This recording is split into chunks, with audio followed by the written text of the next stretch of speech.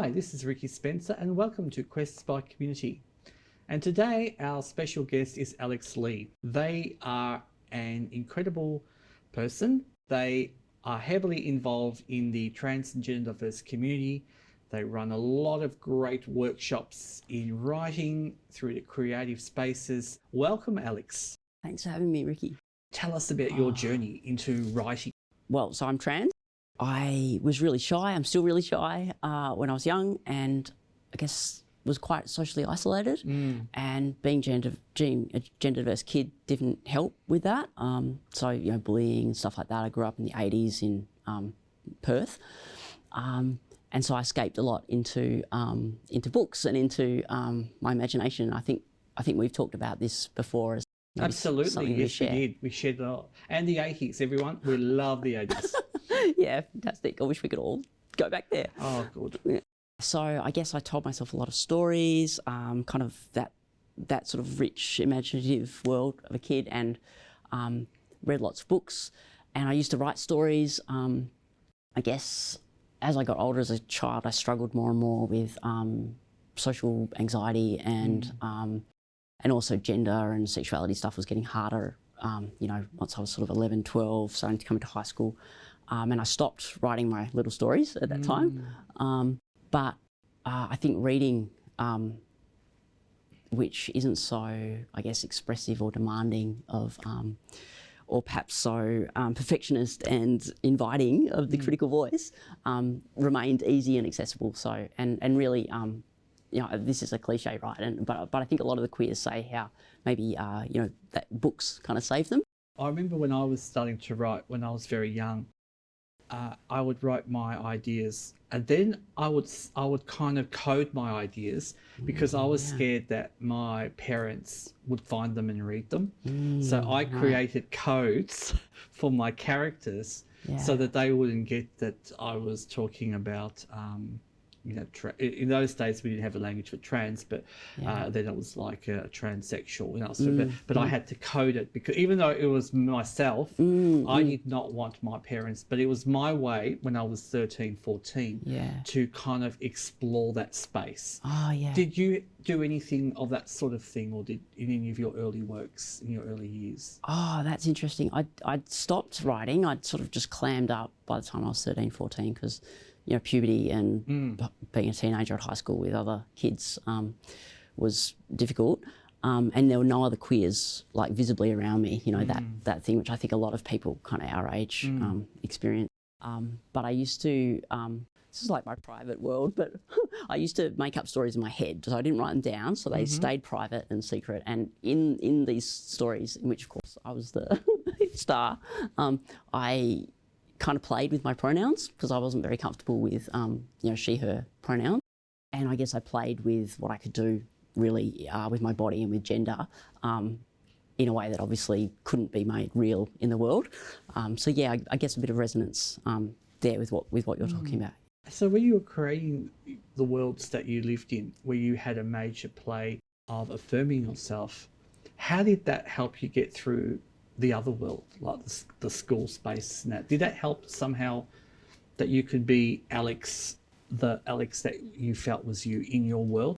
Like, I've never liked my name, Alex. I sort of used to always cringe when people would say my name, and that actually is my name on my birth certificate. So, it always came with this kind of, what's going on with gender, when teachers would say it or other kids would say it, So there was a bit of shame even surrounding, people saying my name.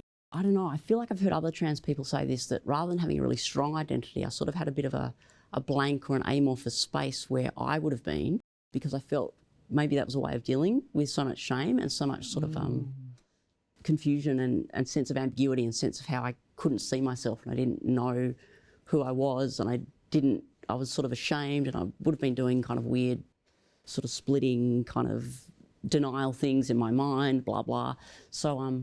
So actually the books kind of were more of a space of being able to inhabit different characters or different narrative perspectives and being quite fluid, I suppose. So in that sense, they supported, I guess, a sort of exploration of like multiplicity and being able to be lots of different things at once or move through lots of different things. I know growing up in the 80s, for me, there was no internet, there was no computers. So I had to rely on my public library in the western suburbs of Melbourne, dare I say, and my school Catholic library. So for me, it was difficult because I remember trying to find stories or characters I could relate to. And I was too frightened to even look up the cards for homosexuality because I was frightened that someone would see me. And but I was trying to go around the shelves to think if I could find something, and it really upset me. What about yourself? Was there any books or anything that you found in your libraries that helped kind of build your world or your identity? Yeah, totally. Yeah. I really like what you're saying. It was sort of this sort of weird search for, you didn't quite know what you were looking for until you found it, and because you couldn't like look openly because then everyone would know. So I was lucky to find, sort of by chance, my mum told me about this author that writes sort of historical fiction set in ancient Greece, blah, blah. And I think my mum didn't know that the author's actually a lesbian and actually sort of specialises in gay romance novels set in ancient Greece. So I think my mum recommended like a very non-gay kids book to me by this author, but then that put me onto this whole kind of world of gay historical romance, which was this fantastic sort of imaginary space for me to fashion, weirdly, my sort of gender sexual identity, Right. in the library, you know. Of course, the safety. I mean, we all could say that. And I guess even for people listening today, you know, the library, the community library is still a safe haven where people could kind of explore safely for young people, especially different identities, and live those identities through the books to gain that confidence to explore that. So Alex, going forward now with your high school, when you were towards the end of finishing high school, did you have any ideas to where you would like to be in terms of your career or what you'd like to pursue? I'm sure this is resonant for lots of queer people, maybe especially perhaps some who had shitty childhoods and grew up in the 70s or the 80s. I sort of didn't see a future for myself in a lot of ways. You know, I had a bit of sort of self-harming, suicidal ideation type stuff during my adolescence. So I was quite sort of nihilistic, and I discovered like Dada and that kind of anarchist, socialist type, revolutionary art in art class, at my school. So there was sort of a bit of that kind of dark kind of stuff going on, but I loved my school subjects in a totally nerdy way. So my family wanted me to do a vocational degree, and blah blah blah, and I kind of stood up to them, and I did an arts degree, so I could study literature and history, which, I mean, my family sort of keep me out of home for my trouble, which is sort of funny because I was obviously queer at that time, but I didn't get kicked out for being queer. I got kicked out for kind of pursuing literature, which is a funny kind of funny kind of crossover. Because you would have thought, you're somebody who's pursuing a higher degree of understanding, pursuing a career in an academic space of some sort, but they wanted you to have some type of a profession. So my family is sort of, I guess like lots of white Australian settler families, sort of have a visceral memory of poverty. So I think there was a lot of anxiety and insecurity for them around money. And so they were quite strict about how sort of culture and arts perhaps weren't very useful, and that everyone just needed to get on and work hard and get a job. What was it like going into university for you? Did you find it was like part of the Alex that lived in the world of their books as a young person? Were they able to kind of come out of their shell a little bit at university? Or I'm sad to say this. So I didn't talk to anyone at university. Like, I was so socially anxious and so isolated, still pre-internet, that I avoided everyone. I made no connections, no contact. I mean, there was no queer LGBT clubs at uni then. There was just the women's room, and I knew I didn't want to go there. So again, I kind of deepened that social isolation, but I just really got into my sort of studies in a kind of nerding out, kind of way. So what about your sense of connection to others? You know, like we all go, well, I went through the stage of wanting to find others. And in my day, which is probably similar to yours, there was only things like magazines that you write for pen pal. And I would kind of do the pen pal thing. And sort of slightly, and my cues were things like, I would say, Love Boy George, right into the goth movement, because that would be my safe way of seeing whether somebody was okay with playing with gender in the 80s. Although it was really masking who I was, because even someone like Boy George, for me, didn't really fit, because I always felt my brain was female. But I thought, well, that was safe, maybe if I could say. Was there anything like that for you? Did you engage in any of that to try and connect with people? Oh, so I joined the Socialists. Yeah, and the Socialists at that time were quite sort of, you know, manny and like straight cis dudes who were very serious about politics and talked a lot about, you know, intricate debates about what happened in Cuba in 1956 kind of thing, and, you know, smoked cigarettes. And so I guess in a way that was me doing a kind of drag, I suppose, and a kind of aspiring, but it didn't have to stand out because it was just kind of, the subversion was, no, it wasn't subversive, I can't say that. It was just blending in, really, or wanting to blend in with that sort of cis sort of man, kind of intellectual world, if that makes sense. All through my life I've struggled, and I still do, and I don't know if how it impacts on you, was my voice. I had a major issue growing up because when I wore school clothes and that was like my masking. You know, I'd put on clothes, but I felt like my voice gave it away. You know, like school, they'd say, you sound like a girl, you know, they use those awful words, you fag, you know, that. And I couldn't hide my voice. I used to pray, why can't I have a deep voice? Why can't I do? So I could hide the real Ricki inside and not be heard. Did you ever go through any of dysphoria with your voice, Alex? I've always hated my voice, and I just I've been on testosterone for a while now, and I'm happier that my voice is deeper than it was before. It was more though that I was just very shy, so I just hated the sound of myself speaking. I hated, I never wanted to have photos taken of myself. I definitely wouldn't have wanted to be on camera like we are now. So the body, I guess the dysphoria, manifested in just wanting to completely efface all kind of physical manifestations of me in the world.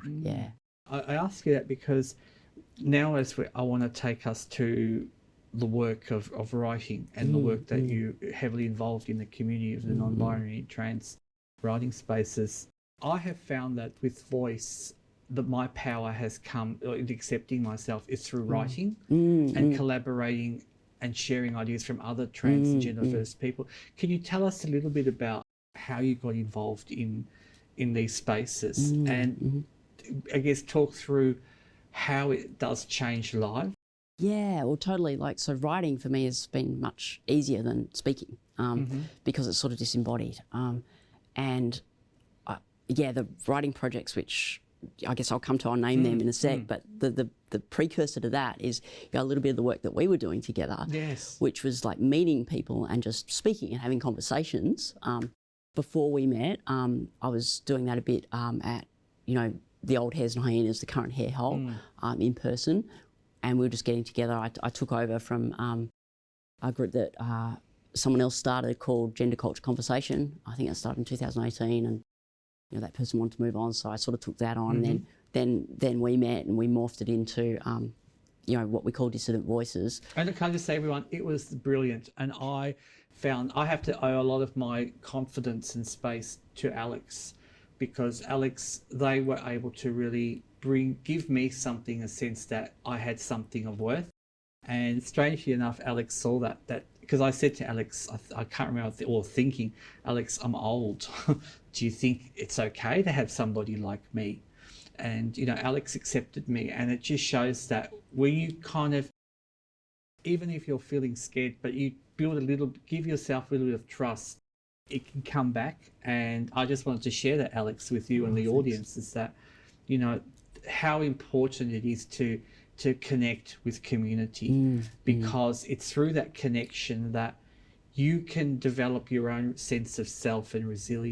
which for many of us, we didn't have growing up because everything around us is heteronormative and books are around a binary. And when you meet colleagues who have a similar interest and understanding of that, it really does, something magical happens.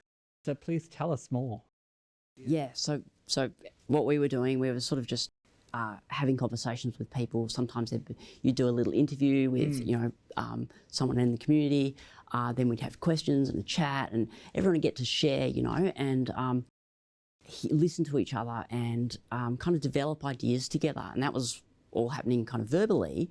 And eventually I thought, oh, this is gold, but it's so ephemeral because, remember we had sessions where we were like, oh, what a great session. God, that was beautiful. I had tears, did you see that person, this person?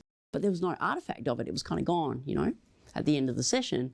Yeah, and so I thought, wouldn't it be great if we could do what we're doing in these sessions, but basically get it down in writing so that we can share it with a wider kind of audience, because that, like you've just said better than I could, it's transformative, isn't it? Sharing and exchanging ideas and building and words for with each many other. of us, audience, just to let you know too, for me, it's like when you were a child in school, one of your first things you do is you draw a picture, or they used to in the 80s and 70s. I don't do it now, it's on a computer. And you would draw it and you'd go home and you'd show your caregivers, parents, oh, look, I've drawn this, or your first story. But for some of us in our stories, we had to censor that because maybe we felt, we had love of another person who was same-sex attracted, or yourself, because I used to draw myself as a female. I remember that the teachers would get angry, and then my parents would get, I was very young. And so this to me is sort of cathartic because it allows us to open up that little space, our little child within us to blossom and to finally have those stories, share it and have them footprinted so we can explore that and celebrate it. Yeah. Do you have to be a writer? Like, what does it mean to be a writer? One of the people, in the group, one of the writers in the group said something like, if you write like anything, then you're a writer, because, it's that simple. So I think our culture has really quite a, we've got a bit of a celebrity culture where everyone has to be a star and it's very competitive. And, so if I'm a writer, it must mean that, X, Y, Z kind of credentials, like it's your CV or something. But no, scrap that. That's part of, the kind of, it's sort of entangled in the heteronormative system that oppresses us. No, if you write stuff, then you're a writer in these spaces. Or like we just did an art project. So if you paint or draw stuff, then you're an artist, and that's to honour everyone's creativity. So you're really disrupting even that privileging of elitism. Yeah, definitely. Because I have this thing that I grew up in this period, perhaps like you, where when even in literature class at university, oh, you're a writer once you're like Shakespeare or whoever. You have to be of that calibre. You have to have someone who's for years and years and years and years of university, PhDs and writing. And that's wonderful that you've kind of disrupting that to give us permission in your workshops to say, yes, you are a writer, you can produce. And that must be transformative for the participants that get involved in these spaces. Oh, well, I mean, I hope so. I hope it's a collective space like what you alluded to before, where everyone holds space for each other, and so that we can mutually grow and transform. Can you tell us a little bit about what at the moment for the writing project, so people listening that want to get involved, and we can learn a bit more about it? Our first one we did with a Spark grant from Transgender Victoria. I think we got that in 2020. We finally got our act, and COVID happened. So we finally did it online in 2021. We still haven't launched the book, but we're going to launch it soon. And that one was about 15 people, all on Zoom, and it was really playful and it was very collaborative. It was a bit like people just letting go, and we had lots of little fun exercises, and then people picked out the kind of best bits that they developed out of that. And a lot of really beautiful stuff came out of that, where there was recognition of shared experiences that you thought, God, I'm the only person in the world who could possibly have had this experience. And then, that person found another person in the group, and then they co-wrote a piece together about that. And it was actually, I don't know if this will resonate for you, it was actually about wearing translucent nail polish at school, Yes. just on one finger. Yes, 1982, everyone, for me, yes. Yeah. Because I felt like, oh, that's my little bit of being myself. Yes. But it was translucent. And then for me, the person saw, hey, how come your nails done? Are you wearing nail polish? And I'd say, no, not at all. No, I just have very bright nails. But yeah, so sorry, everyone. I got so excited. Go for it. Yeah, so writing and sharing stories brings out little moments like that, and then, like you said, that could be a catalyst. And I had a couple of other stories came out of talking about childhood, and that was a childhood you did have. That was a scene at school that did happen that was crappy. Oh, what do you wish it had been like? And some people had some beautiful stories they developed out of that, and some really nice connections with each other. Yeah, so that was our first project. So the current project that we're just wrapping up is we did it in collaboration with Spilling a Tea, Sam Elkin, Eva Reese's writing collective. That also sort of started with the Spark grant from Transgender Victoria. And we had in-person and Zoom workshops for that, to do some writing together. And then we did some sort of peer editing together. And now we're getting ready for the spoken word performance to launch the book. And so, like, just this morning, we had a Zoom rehearsal with a amazing young trans director who's a peer and is just sort of helping the writers to bring their work to life in the performance. Yeah. Fantastic. And where will this be held? Great. So it's the night of Saturday, December 3rd, at the Bluestone Church Art Space, Footscray. And we'll launch one book, at like 5:30, and we'll launch the second book at 7. We're hoping to we've got the space all day. So we're basically, sometime in the afternoon, going to just start having a bit of a little mini festival. We'll get like a little makers market, maybe some music. There'll be tons of food and soft drink. So it's a dry event. It's a big sort of place where people can come and gather, and then hopefully stick around to hear some of the performances and to check out the books. And this is great because it gives an opportunity for and I'm always thinking of our young generation, in primary school, secondary school, to perhaps that there is a space for us to belong. Yeah. And that, you are your own destiny, your own driver of your own stories, and they are valid and they are valuable and they are loved and appreciated. And to give that is, to have this in 2022 is incredible. And I just want to take you while we're into this space, a bit about Zoom and how Zoom and the accessibility of Zoom. With your experiences of writing, have you found that having Zoom for people to participate, has it allowed people a different experience to what would have been in person? I think so. Another project which we just finished, which was an art project, and which maybe we can talk about more, but there was Zoom accessibility for that as well. And what it really allows is people, mental, physical health staff, chronic illness, disability stuff, if that's all going on, that it could be hard to get into transport, get across town, get to a venue, show up, in front of other people, whatever, blah, blah. So there's a whole bunch of accessibility stuff that Zoom kind of takes care of, even though it can be a bit disconnected and problematic in other ways. And so I believe that we probably have people step into that space who may not have felt like they could step into that space had it not been on Zoom. It also allowed people from regional and interstate to come in and join us in a way they couldn't have if it had been in person in Melbourne, which allowed, I guess, for more difference and diversity of experiences and conversations to be happening in the room.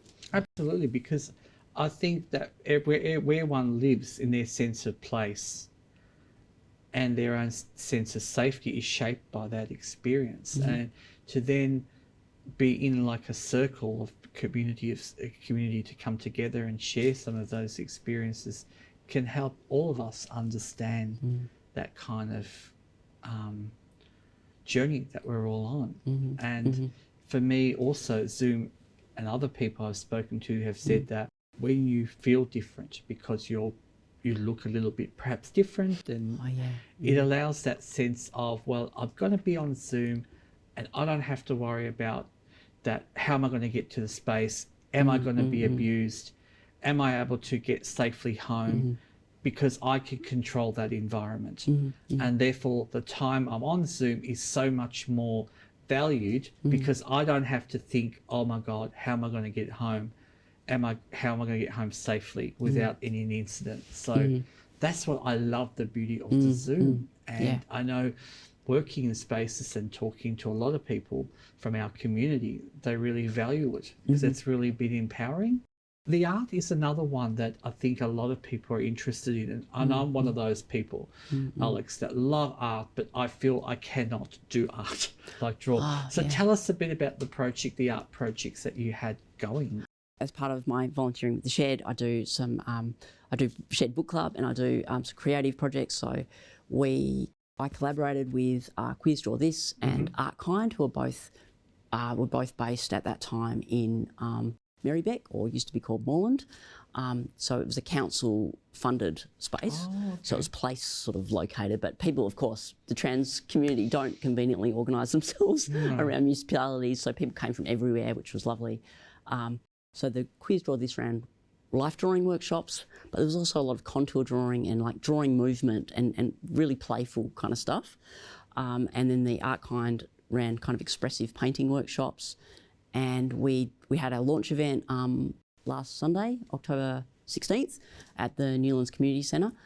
It'll also be going up online soon so people can see it. Well, that's what we really want to know, that if you're somewhere maybe around Australia, the great thing is it's going to come online.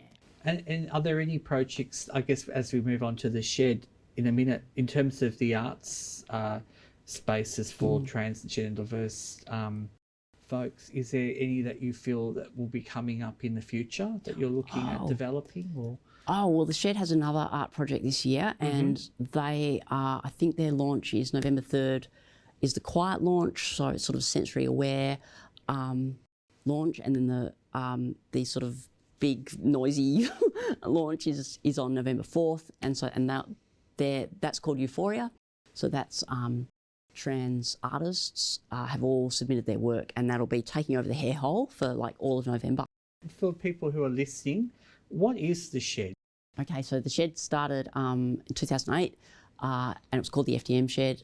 Started by a little group of trans guys, including Andrew Eklund, who's currently at Transgender Victoria, and Dale Crane.